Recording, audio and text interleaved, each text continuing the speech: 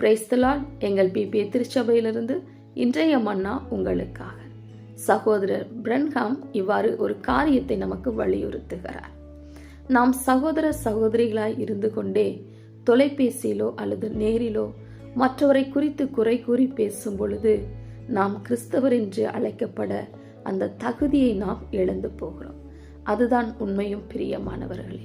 நம்மால் ஒருவரை குறித்து நன்மையானதை பேச முடியாவிட்டால் தொலைபேசியிலோ நேரிலோ மற்றவரை குறித்து பேசுவதை நாம் நிறுத்தி கொள்ள வேண்டும். அதுதான் ஒரு சரியான காரியமாயிருக்கும். அப்படி பேசும்போது தேவன் அப்படிப்பட்ட காரியங்களுக்கு நம்மை பொறுப்பாளியாக்குவார் என்பதை நாம் நினைவில் கொள்ள வேண்டும். அப்படிப்பட்ட ஆவி நமக்குள் இருக்கும் வரை நாம் தேவனோடு ஒரு சரியான உறவில் இருக்க முடியாது.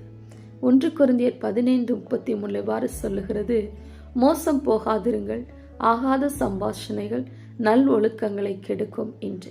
அப்படி பேசும் பொழுது அந்த நேரத்துக்கு அது பிரியமாயிருக்குமே தவிர அது நம்மையும் நம் இருதயத்தையும் கரைப்படுத்தும்.